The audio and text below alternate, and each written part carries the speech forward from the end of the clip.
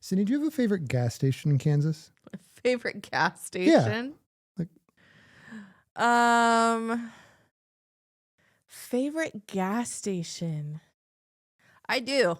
It's actually the Casey's on the corner here because it's one, I know where everything's at. Two, the people are always nice. And three, I get Casey's rewards. That would be my favorite. Good. Yeah. Maybe just Casey's in general is what I'm a fan of, I guess. They do a good job. Their pizza is surprisingly good for a convenience store. For pizza. Gas station pizza. I did get food poisoning once. Okay, so maybe I'll have to retract my... Yeah. Otherwise, I eat it all the time.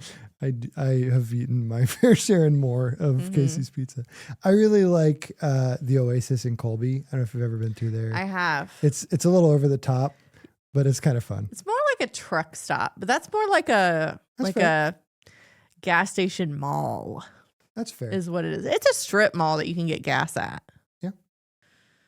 Which is my kind of place, I guess. Because what do they have there? They've got the actual gas station part. They've got a Starbucks. They've got a Qdoba. They've got a what else? There's an Asian restaurant. Yep. And then there used to be an antique store upstairs. I don't know if there's anything up there anymore. But the real draw is just to look at the palm trees because we don't get a lot of palm trees. They also have a little park area there for your kids. And a dog park, yeah. And a Tesla charging station. I drive an electric vehicle, not a Tesla. I was kind of mad because I can't charge there. It's a Tesla only charging station. So I think it's interesting how you say Tesla and I say Tesla. I'm saying it wrong. Yeah. Not surprised. Welcome to Ask A Kansan. I didn't say that it was wrong. I'm just saying there's two different ways. It's like tomato, tomato, potato, potato. Tesla and Tesla. Tesla. I'm Tesla. Becoming my dad. I feel like he would say Tesla. Like wash and wash. Wash.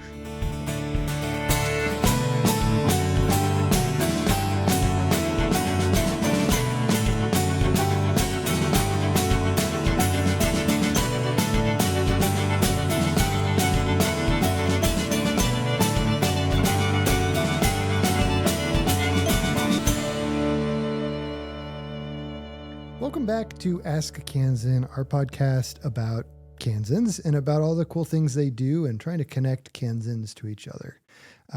Today's another episode with a fun guest. We have Jordan Roemerman from Topeka. Topeka. So she is the deputy director of Kansas tourism. Yeah. It was a great conversation with her. I think we kind of talked about how Kansas can be a little bit of a surprising place, especially if you get off the interstate. Yep. So without any further ado, here she is. Hello. Hello. How's it Welcome. going? Good. How are you guys? Doing well. I'm doing good. Yeah. Have a seat. I'm Sydney. Nice to meet you. Gus. Yeah, nice to meet you. And Yeah. I'm Jordan. Nice to meet you. Wonderful. So yeah, feel free to kind of pull that towards you. It always takes a little bit to find kind of The sweet spot. yeah. My sweet spot always changes, and that's probably Merlin's favorite thing that I do is I move a lot. Yeah. Anyway. Well, thanks for coming and joining us today. Absolutely. So are you from Topeka then? Is that where you live? So I live in Topeka. I am originally from Stafford, Kansas. So, Okay, and where's Stafford? I Stafford? should know that. so it's kind of between Hutch, Great Bend, Pratt area. Okay. Yeah. Wonderful. So All right. Well, Yeah. cool. yeah. Well, tell us a little bit about what you do in Topeka. Yeah, so I am the deputy director at Kansas Tourism, which is a really, really cool job. I oversee our marketing and communications team, work a lot with, our marketing strategy, things like that. And right now I am kind of the administrator of the Sunflower Summer Program. Cool. Wow. Yeah. That's a lot of responsibility. That's yeah, awesome. Yeah. Yeah, we were checking out your website earlier, Yeah. and that's a really nice website. It's gorgeous. Good. I'm glad. Travelks.com, by the way. Yeah. Shameless plug.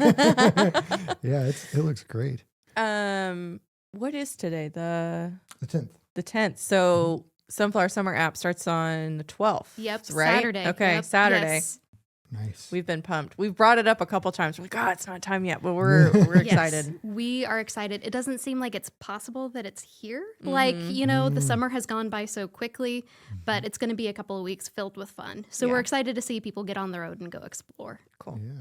We did a whole road trip last year based on the app. Cool. My husband planned the whole thing. That was the best part. I was just along for the ride. Go husband. So like we live in McPherson. So we went from McPherson to Emporia. We did the Peter Pan Park in the zoo. Yep. And then from Emporia, we went to Kansas City. We did some other stuff that wasn't on there, like the where did we take the kids? The iFly, Can't help you the here. indoor skydiving place. Oh, wow. Cool. Yeah, they loved that. But then we went up to Atchison, did all the Amelia Earhart museums. We went to Leavenworth to the Carousel Museum. We did a lot of things. What We was your talked favorite part? Oh gosh. That I didn't have to plan any of it. I think that is honestly my favorite part. But it was nice because when you're planning things as a family, I've got 3 kids. I've got 13, I'll be 14 next month, a 7-year-old, just turned 7 yesterday, and then a 4-year-old. So I have a wide range. That's a spread. So finding something for all of them is really hard.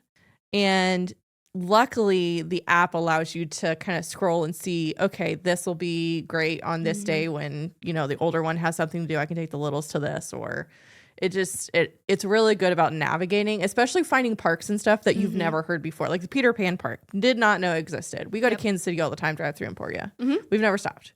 And so, or even that Emporia has a zoo. Yeah. That's free, by the way. Yeah, so I'm in love with the Sunflower app. It might be good just to take a step back. What is the Sunflower what Summer? is it? Yes. Okay. So Sunflower Summer is an app that allows Kansas families to get into attractions across the state for free. So it's this really great thing. It started a few years ago with the Kansas Department of Education. They operated it for a few years until the program was kind of set to sunset with funding running out. And so then the legislature decided to go ahead and re-up the funding and then give it to Kansas Tourism to operate. So we took it to be a little bit more of a broad tourism attraction, not just kind of educational, even though that's still a really important part because, kids' brains, they need to work during the summertime, especially ramping up for school season. So we took it and we were told to grow the program, particularly in rural areas, and really kind of expand what Sunflower Summer had to offer. And so I think we've done that. So we're excited for this season to get started. Like you said, July 12th is when it starts, and hopefully it will wrap up August 3rd. Cool. And is it open to just Kansas residents? Okay. Yep. Good to know. This is a Kansas resident benefit only. So Okay. Good to know. Question I do have, is it only for kiddos, like families with kids, or can anybody do it? it is really targeted at students. So Okay. pre-K through grade 12 is that Okay. range. There are some opportunities for students in transitional programs as well. But that really core audience is students. What we really want is for kiddos to fall in love with Kansas, right? Yep. Because this love of Kansas starts at a really, really young age. And so if they don't get out and explore, it's harder to develop that passion for this state. And when you don't have that passion and love, it's a little bit harder to stick around after graduation. And so we see that as hopefully a long-term benefit. If Kansas kids love Kansas, hopefully they'll be more likely to stick around after graduation. Well, that definitely Yeah. lines up with what we care about too. So Yeah, that's awesome. yeah. Wow. That's incredible to hear. Have there been any surprising impacts from the Sunflower Summer program or favorite stories you might have? Yeah. So I think, one of the great things about this program is it impacts communities big and small. There are a lot of really great things to do in the Wichita and Kansas City metro areas that, people are a little bit more familiar with the amenities that they have to offer. But then, like you said, you'd never heard of the Emporia Zoo. And you have some of these smaller communities all across the state that have these really great attractions and museums, and you might not have heard about them. And even if you have heard about them, you might not have had an excuse to go visit, right? And so the Sunflower Summer program allows people to go and do that and go explore and do it affordably, which right now for families is key. But last year I had a really great conversation. It was in the middle of the week, and it had been a really, really long day, and I was just kind of over it. And then I got a phone call, and it had a Kansas number, so I went ahead and I answered it.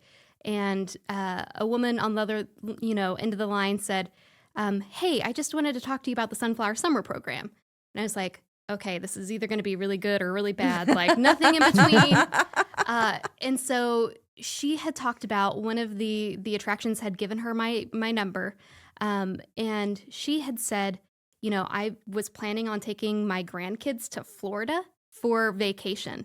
A week or two long vacation down in Florida. And then she learned about the Sunflower Summer app, and she changed her entire plans, and they did a road trip around the state. That's awesome. So we are keeping those dollars that might have been spent elsewhere, Florida, Gulf Shores, Texas, California, wherever. And we're keeping some of those dollars in state, which I think is really, really critical. And so these communities all around the state feel that economic impact. When you go visit, my hometown, Stafford, Kansas, your impact in the community is going to be felt much more heavily than, like Palm Beach or wherever. So, keeping those dollars here and allowing people to fall in love with those places that they explore along the way has this huge impact that is really hard to measure. Wow. Can you connect the dots a little bit between how you got from Stafford to Topeka and found this line of work? Yeah. So after I graduated from Stafford High School, I went to K-State and majored in agricultural communications and journalism. So finished my time at K-State, ended up starting to work for the Kansas Wheat Commission in Manhattan. I grew up on a family farm, wheat and cattle primarily, and so it was kind of a really natural transition into professional life. And so, a couple of years down the road, I had a really, really great time at Kansas Wheat Commission. They do really incredible work. But for me, it was time to try something new and grow and, just kind of explore what my future possibilities might be as well. So I threw my hat, my name in the hat for a job at Kansas Tourism. Never thought I'd get it in a million years. Ended up getting it. And so that's why I'm here today. It's this really, it is filled with Kansas pride, and, this is a really great state to live and work and play in. So it makes the work easy. This episode is sponsored by Renaissance Cafe. Serving Northern Italian cuisine prepared with a fresh, contemporary influence, the Renaissance Cafe is one of Kansas's favorite restaurants. Whether you're planning a romantic dinner date, a family celebration, or an intimate meal with friends, the Renaissance provides a unique dining experience with an old-world atmosphere. Open Thursday through Saturday evenings, the Renaissance Cafe is located just south of Salina in Assyria, Kansas. Visit renaissancecafeassyria.com to book your reservation today. So, beyond the Sunflower Summer program, is there anything you've been involved with through Kansas Tourism that's really stuck with you over the past? Yeah. So, in my time at Kansas Tourism, we have developed our To the Stars marketing campaign for Kansas, which, of course, is rooted in the state's motto at Astra per Aspera, to the stars through difficulties. And so we developed this right kind of smack dab in the middle of COVID, right? Where nobody was feeling super great. It was kind of a bleak time. And so we knew that we wanted something with staying power. And we also wanted something for Kansans to be proud of. The best advocates for Kansas are Kansans. And so, we developed this marketing campaign that really was inspirational and aspirational. And so we've developed, several kind of core tenets for it. The marketing that we do always tries to be, aspirational, inspirational, maybe a little bit cheeky sometimes to kind of give a fresh face to Kansas, because when out-of-staters think about us, a lot of times it's, Wild West or Wizard of Oz or, wide open plains, things like that. And while those are absolutely core parts of Kansas, it's not the only thing we have to offer. So we developed this kind of campaign that hopefully encompasses it all. And we can really tailor it to those audiences that, are interested in those specific aspects. And so Kansans, by and large, have really resonated with the To the Stars campaign. It's on standardized license plates now, which is huge. There are plenty of other states that have that. And so you look at like Michigan, they've had their Pure Michigan slogan on there for forever. And so we have really loved how Kansans have responded and rallied around it. I've also loved, we've done Kansas Day campaigns. Sometimes, we kind of tie it in with our spring and summer marketing campaigns for the state. But Kansas is a little bit different because other states don't necessarily celebrate their birthdays, which I think is really That weird. is true. I never thought about that before. It's strange. And again, that is a love that gets Yeah. planted at an early age, right? And so we needed somebody to step up and really kind of claim Kansas Day as their own. And so Kansas Tourism has really done that. So every Kansas Day, we launch a new video that really celebrates Kansans for Kansans, and it's been really fun to watch this marketing campaign kind of shape the tactics that we use, including that Kansas Day one. It's been a good ride. How long have you been with Kansas Tourism? About 5.5 years at this point. Yeah. So you started like right before COVID. Yes. Yep. I had like early 2020. Yep. So late 2019. Late 2019. Yep.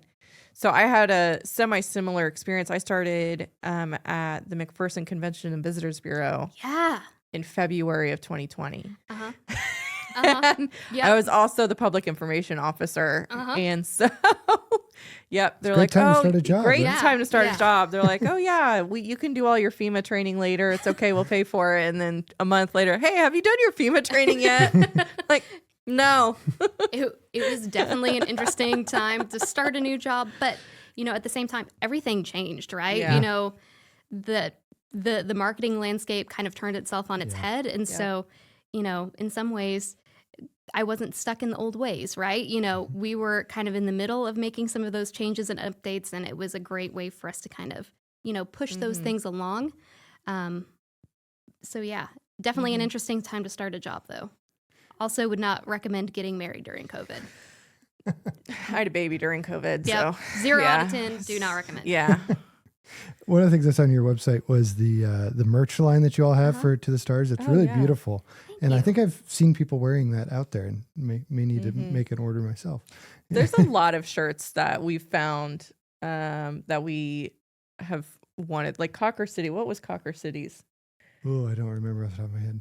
Cocker City has a really funny one. I'll have to find it later. Well, But- my favorite, we had a segment about gas Kansas a while back. Oh yeah, gas. and they Kansas. have there's my favorite slogan of any, don't pass gas, stop and enjoy it, which Yeah. is just Hilarious. beautiful. Great. So funny. So how, when you're contemplating marketing Kansas to outsiders, to people that don't live here, how do you approach that task? And how do you confront their preconceptions and all of it? We kind of come at it from a surprise and delight angle. We did a visitor perception study a few years ago that looked at both kind of in-state travelers as well as out-of-state. And so one of the things that we really realized is in-state people, I think it was like something like 85% of Kansans were at least somewhat proud to be from Kansas, but we don't talk about it, right? And so one of our core things is really encouraging people to, 1, get out and explore your home state. 2, talk about it. When family comes to visit, don't just sit and visit on the couch. Take them to a museum. Take them, to a state park. Help them kind of see Kansas and explore Kansas like we know it exists, and make those memories. Memories aren't made on the couch, right? And so, we really kind of focus in on that groundswell from Kansans. It's a really important part of what we do. But we also have, marketing efforts that need to be a little bit different. And so for us, we primarily focus digitally. And we do some broadcast campaign stuff in spring, summertime during the visitor season. But what we've really found is that people respond well when you either give them something that is iconic Kansas or something that's like, oh my gosh, you can do that in Kansas. Yeah. And we've seen that particularly with our travel guides. Like the cover image has to either be that iconic or surprise. And when we do that, these things fly off the shelves, right? I think folks are excited to find something new. you see the same travel destinations plastered all over Yeah. Instagram and Pinterest, and it gets crowded and expensive, and people are kind of tired of it, right? And so I think that really primes Kansas as a great location for people to, get away from it all if they want to, or to go to these, vibrant urban cities that have these great amenities that you can't find anywhere else. So we try to approach it from that lens of, the surprise and delight, while also, kind of acknowledging those wide open spaces are a core thing that we have to offer here. Those beautiful, iconic sunsets, you can't beat them, So kind of marrying those two things really lends itself well to visitor perceptions. I may or may not be a walking ad for your digital presence. I was checking out your Instagram page, and it's really phenomenal. Like, I think Thank you. so. Yeah, if you want to see Kansas in a really good light, go check out their Instagram page. I love that. Thank you. We work hard. Shout out to our marketing assistant Kim, who really does a lot of work with our Instagram presence. It's not easy. How do you? So we're always trying to get, at least on the podcast, folks from Western Kansas and get people to understand like Western Kansas isn't just all flat and farm ground, which it is, but that it's more than that. What kind of, not necessarily incentives, but what have you guys, I guess one, what's out there that we don't know about? And two, how do we push people out there to not get people just to go to like we did, go to Kansas City and whatever's around that area? Yeah. I mean, there are a lot of really fun things that are surprising about Western Kansas. One thing I always encourage people to do, get off the interstate. Yeah. The interstate is a great way to get where you're going fast, but you get 5, 10, 15 miles off the interstate and the scenery changes, right? I mean, I am always kind of blown away by all of the different like landscapes that we have in Kansas. Southeast Kansas, you've got the Ozark Plateau. Southwest Kansas, it's kind of like a deserty topography. You go to the rolling Flint Hills and Smoky Hills, the Red Hills, down by Medicine Lodge. And, you have the glacial hills up in Northeast Kansas. So you have all of these really interesting, unique landscapes, but it's not necessarily something that people think of immediately, right? Because when you think of, traveling through Kansas, you think of driving on the interstate primarily. So it was the cheapest place to build a road. Yeah. Yes. You want to build a road where it's flat. So that way you don't have to spend the money to kind of level everything out, right? And so, again, great way to get where you're going fast. There are great things to see and do across the way, but, particularly in Western Kansas, get out and explore. Go take a look at Monument Rocks with that iconic like keyhole rock formation. Little Jerusalem Badlands State Park is something that, people are always really surprised by. So it's one of our most recent state parks in Kansas, and it's like hundreds of acres of these great chalk formations. Really, really incredible. Not far away from there is historic Lake Scott State Park, where it's this like beautiful little hidden oasis, on the plains, great swimming beach, beautiful location. And it's historic, right? Because it's home to the North America's northernmost pueblo. There was a pueblo that was built there, El Cordalejo. And so you have that really interesting mixture of history and this beautiful scenery also. All of these great, wonderful outdoor assets. One of the things that I had never heard of when I started at Kansas Tourism was the Rickery Breaks up in Northwest Kansas. Yeah. And it's what? A Rickery Breaks. Rickery? A Rickery Breaks. Rickery Breaks. Yeah. I've never heard that name, but we've always called it just the breaks. Like north of Goodland, right? Yeah. And it's these kind of like craggly, canyon-esque, like hills and it's really beautiful to it's like an alien landscape. It's really beautiful. Okay. So you have all of these really, I hate to use the term hidden gems, but that's really what they are, right? Because a lot of people don't realize that they're there, even if you've lived here your entire life. So get out and kind of find some of those exciting, unique things. There's also really great museums and other attractions, with Cocker City, you've obviously got the ball of twine there, but there's also a really interesting thing called Igor's Auditorium, which has this really, really great story. And it's basically a man had a dream of like creating this movie like monster memorabilia museum, and so he came to Kansas and built it right next to the ball of twine with his wife, and he's since passed away, but she is kind of keeping that open. And it's really fun and kooky, and there's like weird taxidermy, and I like highly recommend it for like teenagers because it's something really weird and off the beaten path. So there's all of these different things. If you are interested in anything, outdoors or history or food or whatever, there's something in Kansas for you. Ask a Kansan is sponsored by Cohort Digital, your partner in media strategy and advertising placement. From social media, search, and streaming video to billboards, magazines, and broadcast TV, the experts at Cohort can help you navigate the ever-changing advertising landscape. With more than 75 years of combined experience, they'll build a custom media campaign to get your message seen in all the right places by your target audience. Learn more at cohort.digital. So, Cindy, we've used Cohort for several different projects for Feely, and it's been very successful, and really pleased with the information. Yep. Lisa does a great job. Yeah, both Feely and Ask A Kansan, we've used both. Basically, we give them the creative, and they really hone in on getting it seen by people. And the best part is you get the results in front of you. Like we got an email from Alyssa and her team yesterday, and it was like, hey, this is what's performing, this is what's not performing, these are the changes we suggest. And like, it's really like they take the work out of the data piece that some people don't really get, and it's great. And I love like there's a lot of organizations in this space doing this kind of work that are just kind of checking a box. But that's not Cohort. They're always bringing their creativity to the task and surprising us in the ways that they find opportunity for our marketing dollars online. Yep. So make sure to go to their website, cohort.digital. There's no .com. It's just cohort.digital, and learn more.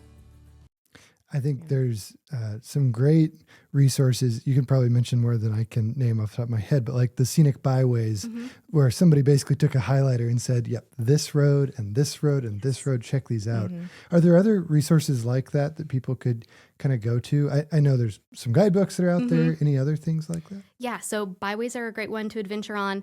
There are currently 12. We're hoping to add another one here before too awful long. But you're absolutely right. These are like ready-made road trips, right? You get in your car, you go, and you go explore. We have a really great publication, our travel guide. So you'll see it. It says Kansas, really big letters, to the stars underneath it. And so this is actually an award-winning publication. We just won a national award for it for our 2025 issue. 2024 issue. So if you like tangible things, it's a really, really great resource for you to have. KDOT does a spectacular transportation map that you'll find at, rest stops and gas stations and hotels all along the way as well. And then obviously I always plug our website, travelks.com. It's a really great resource. We work really hard to try to make sure that we get as much as we possibly can on the website. So both listings for attractions and hotels and other things, but also we have information about events across the state. And also a shameless plug, if you own a business that is of interest to travelers, or if you are on like an event planning committee, make sure that you reach out to our office so that way we know about it, because we can only promote what we know about. So reach out. We're here to help. And once we hear about those things, we get them uploaded to our website as soon as we can. And it opens your attraction or event up to a whole new audience of folks who might not have heard about it before. Wow. In marketing Kansas, there's the obvious kind of visual staples that we've clearly adopted, state animals and the sunflower and wheat. Are there any other kind of symbols of Kansas that you all gravitate towards that may be a little more subtle? Or? That is a good question. I think, some of the things that we've really kind of incorporated are stars imageries. We as Kansans forget that other places might not be able to see the stars as well as we can here. And so, again, it's something kind of inspirational and aspirational. You reach to the stars. So we've really kind of worked towards incorporating that a lot into our messaging and look and feel. We have an astronaut from Salina, Steve Hawley, Yes, and there's yep. several other astronauts from Kansas. and Yeah. I always like to think that that's at least in some small part due to our great sky viewing opportunities. I think you're absolutely right. I mean, Kansas kind of has that interesting history. We've had several astronauts, like even in Stafford. I can think of 3 people from, Stafford who, since the 50s have become rocket scientists. And so we have this really great ability in Kansas. Since we do have these wide open spaces and places, you have a great view of the sky. And so, again, inspirational, aspirational, reach to the stars. But a few years ago, we did a video focusing on Gordon Parks, and we had Kevin Wilmot, who is a Kansan. I think, in my opinion, one of the great Kansans that we have with us today. And he had this great line about, the wide open spaces of Kansas give you room to grow. And I think that's really powerful, and it's really true. And we see that, whether it's these folks who are reaching to the stars through being an astronaut or a rocket scientist, or leaders, in other ways around the country, leaders in entertainment and politics and all of these things. Having the space here to grow and do your own thing, I think really helps people build themselves up for that success later. Beautifully said. Wow. Yeah. Wow. A space to grow. Yeah. I like Yeah. Maybe that's what we need to put on a T-shirt. I'd buy it. Count me in. One of the things we're really passionate about here on Ask A Kansan is trying to just help. It's very similar to what you all are trying to do. Is trying to help Kansas build its own community and connect people from across the state to each other. And so I'm curious, in your work trying to kind of boost the overall image of Kansas, what would your advice to us be as podcast hosts? What could we in your opinion, what could we do to help build community across Kansas? I mean, honestly, I think keep doing what you're doing. There are so many interesting people to connect with across the state, that they are doing interesting things, and you can share about that. When Kansans celebrate Kansans, you can't lose, right? Because we just have these incredible people who are doing important work and, being industry leaders. And so keep making those connections and having those conversations. And I think when you have people come through your doors, maybe ask them if there are people that you should be reaching out to, because, you might not have heard of XYZ, but maybe your guest has, and they could connect you. So I think keep weaving that web between all of us, right? Because I don't even know that there's 6 degrees of separation in Kansas, right? It's true. Yeah. It's more like 4. Right. If that. So I think there are really great people that can make those connections. And so as you're having these conversations, making sure that you gather a few more as you go. So I guess I just have one more question. Yeah. As the average Kansan is contemplating encouraging outsiders to come and visit Kansas and do fun things here, what is, the most practical thing they can do to help you all in your role of attracting people here? Yeah. Talk about Kansas. Celebrate Kansas. One of my coworkers has this really great quote, to be the heart of the country, you've got to have a whole lot of soul. And so Kansas has this incredible soul.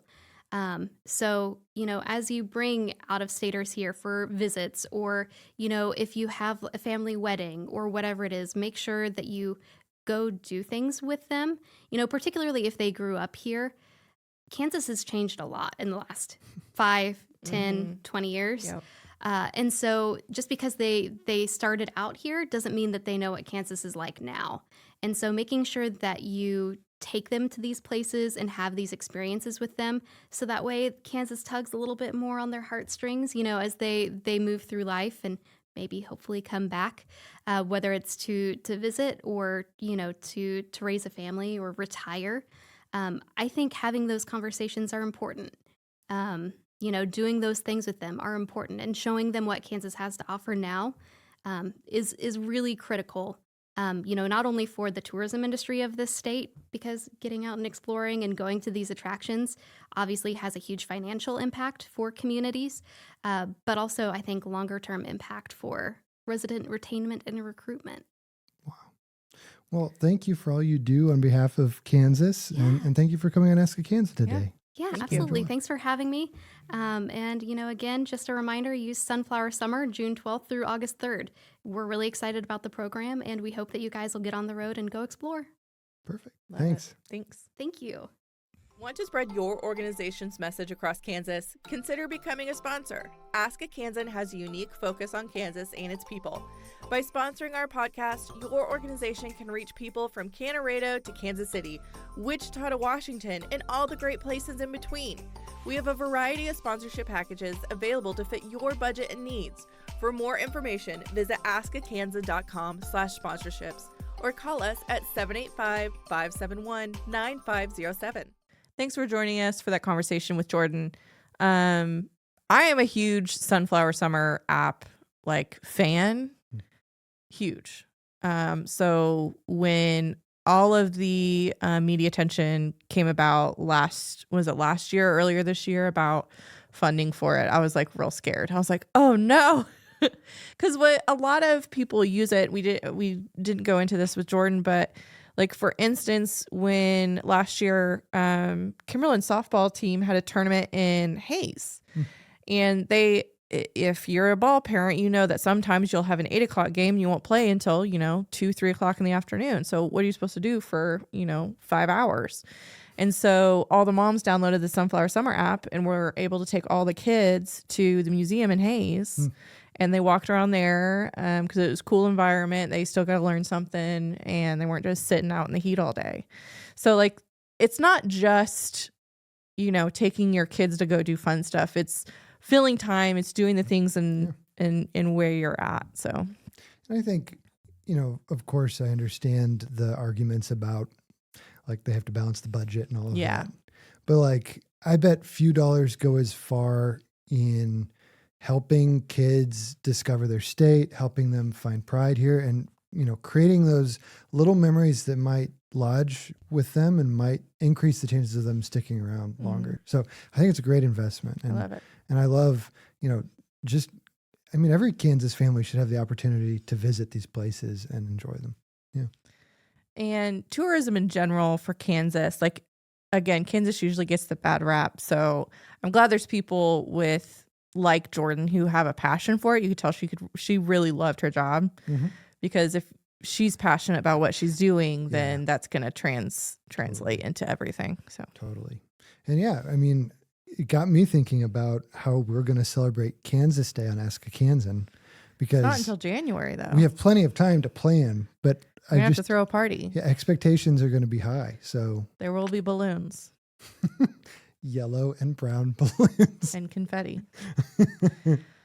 I have a tangent if you're ready for a tangent. I'm always ready for tangent. So speaking of confetti, so there was one time, and this only comes up because yesterday was Maverick's birthday. So last year for Maverick's birthday, Milton wanted to wake him up with a confetti cannon. So in the hallway, not directly at him. Well, turns out it was a blue powder cannon. Oh no. In our house. Oh no. So we have been vacuuming up blue powder for a year. I think I finally got it off the ceiling a couple of weeks ago, maybe, because I just got tired of looking at it. But when you have an old wooden floor, it gets into all the cracks. It gets in all the picture frames. It gets into the light fixtures. Yeah. My wife and I play a lot in the pit orchestra for Theater Salina here in Salina. And, the pit is obviously kind of in front and under the stage. And it is astounding how often we find something from shows and shows ago. There was an infamous confetti incident in a show 7 or 8 years ago, and there's still confetti in the pit from that. Yeah. I think I'm more concerned at how often the pit gets swept. Oh, like yeah. I mean, they do a good job. It's Okay. kept clean. It's just there's a lot of nooks and crannies down there. Oh, that makes sense. Okay. So, yeah. Yeah, checks out. Well, I have something. You have something. Who wants to go first? I'll go first Okay. because it wraps in with the With Jordan's conversation. conversation. Yes. Sure. So Merlin, can you bring up that? So I was mentioning in our conversation that last year, last July, actually, it's been almost exactly a year. My husband planned this whole trip. One of the big things we wanted to do after we got married was take the kids on a big trip. We were going to go to like Salt Lake City or Denver or something like that. And we're like, well, we'll just stay local and just do a lot of different things because it was hard to come up with a time that we could between the kids' ball schedules. So here's the wild ride he took us on. And here's the thing. I am a napper. I love to nap. When I schedule things, I schedule in a nap. My husband does not. I am the you in my relationship. My wife is the Milton in our relationship. Yep. But he planned this whole trip out. I didn't make a single decision except for maybe where to go to lunch.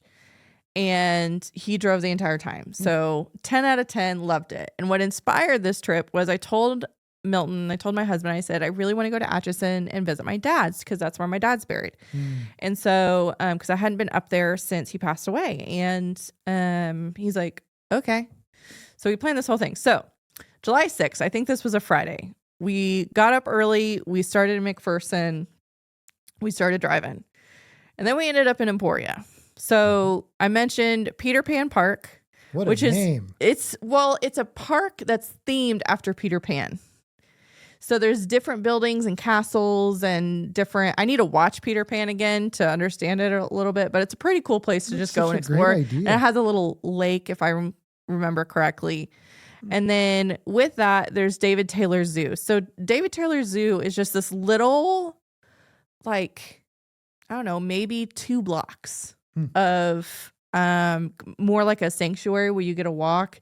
And it's like little animals like hawks and monkeys, and there's a giant pond with a lot of turtles. We spent a lot of time looking at the turtles for whatever reason. They loved just counting and freaking out over the turtles. But really, it's a really great zoo because it's beautiful. Foliage, the flowers, you can tell a lot of volunteers spend a lot of time. But yeah, highly suggest the zoo. From there, again, it's still morning, still same day. Wow. We end up in Kansas City. We eat lunch and then we go to iFly indoor skydiving. So did you go skydiving? I did not. So one is really expensive. So we only bought 2 passes. And obviously Kimberly was going to go and Maverick really wanted to go, but we knew deep inside that Maverick wouldn't do it. But he was excited. Maverick loves the idea of something until it's time to do it. And if it's scary, it scares him. He was 6. I identify with him so much. Like, I was just proud of him for even walking up to the tunnel. Yeah. And of course, our 3-year-old at the time, Madeline would have been 3. Because you can do it at 3 years old. Wow. Yeah. She was like, let's go. And I'm like, you're not going. Let's see if your brother makes it and then you can go. But yeah, so that was a lot of fun. And then we got checked into the hotel. We ate dinner and then we went bowling at Casey Bowling. I've never heard of Casey Bowling. It's just a bowling alley. Yeah. Yeah. Casey Bowl. Next day. Oh, sorry. We stayed in a hotel in Bonner Springs, actually. So maybe we went bowling and then we went to the hotel. So next day we got up early. We went to church in Atchison. Because the church about churches, especially if you're thinking of like the Lutheran church, Trinity Lutheran here in Salina, and then I think I can't remember the church, the Lutheran church in Atchison, what it's called. It might be Trinity Lutheran too. There's a lot of them, but certain churches that were made or built in certain years all had almost the exact same blueprint because it was cheaper and easier for the synod to copy and paste those into different towns rather than coming up with different blueprints. So they might change a little bit depending on the space, but they were almost identical when it came to sanctuaries. So the church in Atchison is very, like, it is copy and paste to the one here in Salina. And that's why we went to the one here, because there's two Missouri Synod Lutheran churches here in Salina. So that's the reason we went to Trinity Lutheran rather than, I think it's like Christ King or something like that, the other one, because it was copy and paste from the one in Atchison. Anyway, so went to church in Atchison. We went to both the Amelia Earhart museums. The newer one is the Memorial Airport, where it has the plane. It has kind of the newer interactive exhibits. It also had, we did the flight simulators. The kids can do flight simulators, which is pretty cool. And then there's the birthplace. The birthplace one is obviously the birthplace. So it's like a house? Yeah, it's a house. But the cool thing about the house is they have a like a pictorial, kind of like a bingo card in a way, where the kids have to find the object in the house while they're going through it. So one, they're not touching everything on the face of the planet, and they're trying to find things in each room. So that was pretty cool. So we did that, and then from there, you can scroll down. We went to Leavenworth. So after Atchison, we went to church. We went to both of these museums. That afternoon, we went to Leavenworth, and we visited the C.W. Parker Carousel Museum. So you are correct, and there's multiple C.W. Parker. We've talked about this. We've talked about this before. There's multiple C.W. Parker Carousel, but the museum itself is in Leavenworth, and it has the running like 1930s or maybe before that. Yeah, probably 1900 something. Yeah, probably. A year that I probably should remember, and I don't. Shout out to the Abilene Telephone Museum, which has another working carousel from C.W. Parker. Yep. And so did that. The Sunflower Summer app allowed everyone to ride it for free, and then we did the museum.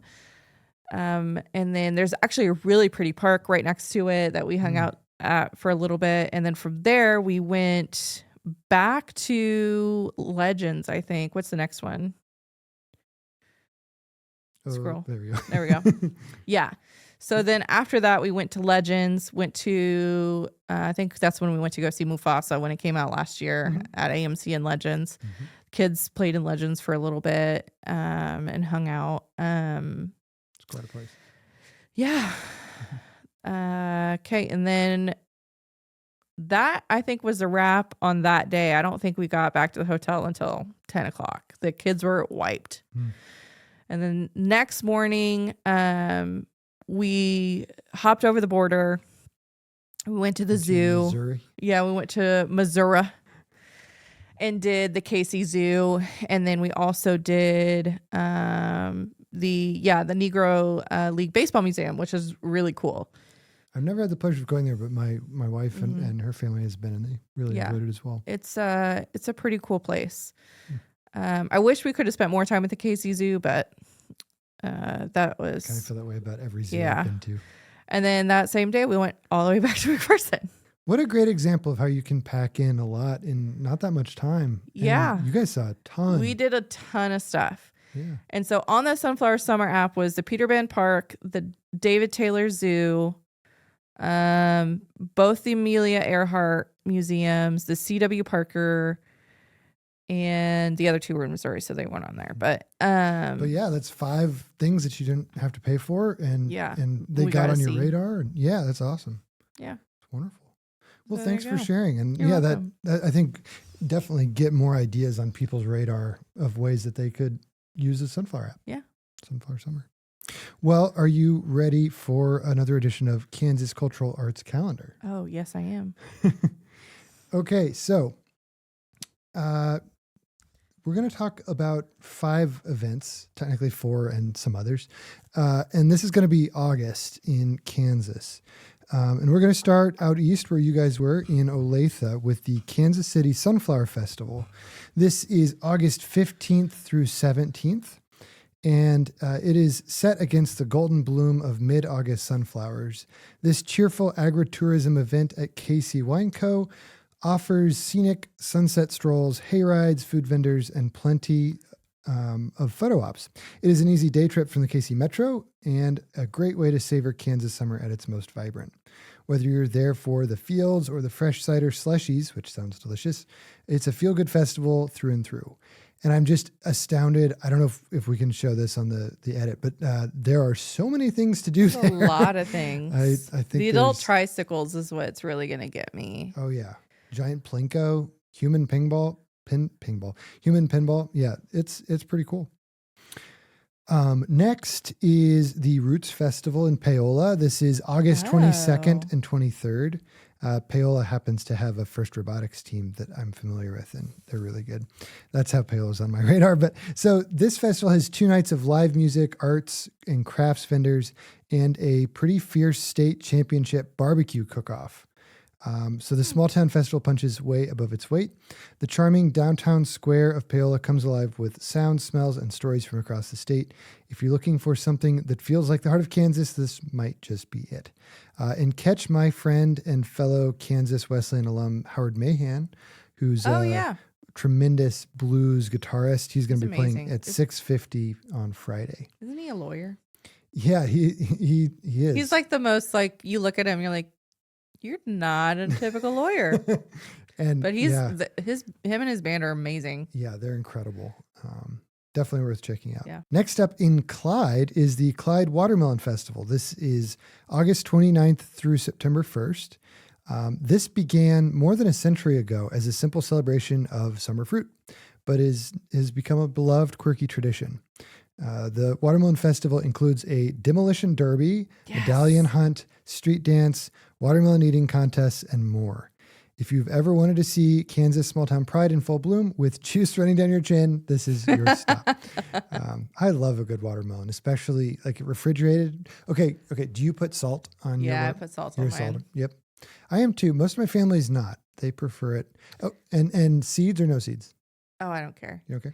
Here's what I think about watermelons when I think of seeds. There is an episode of the Rugrats where Chucky swallows a watermelon seed, and Angelica convinces him that it's going to grow in his stomach. Mm-hmm. So part of the game that Tommy and the rest of the Rugrats play is the putting Chucky to sleep and going to get the watermelon seed so it doesn't grow into Chucky's stomach.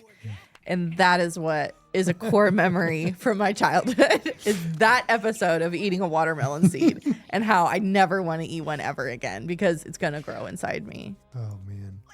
Okay, well, for sharing childhood memories, Yeah. one of my, I mean, we did this many times and we still do it. You get a cooler, you fill it with ice, put your watermelon in there, you drive to some place where you can see the sunset. In our case, that's Coronado Heights over by Lynchburg. Watch the sunset go down, eat watermelon, be with people you love. It's my submission. Put it in the freezer. Ooh. And then take it with you so it'll thaw out a little bit. You've thought this through. I like it. Frozen watermelon. Next up in Jetmore is the Horse Thief Great American Kite Festival. This stood out to me. Those? Yeah. So this is held at Horse Thief Reservoir in western Kansas. And this festival fills the sky with giant kites. Hosted by Great American Kites, which may be a manufacturer. I'm not exactly sure there. This event includes massive flying sculptures, kiteboarding exhibitions, food trucks, live music, and even movies under the stars.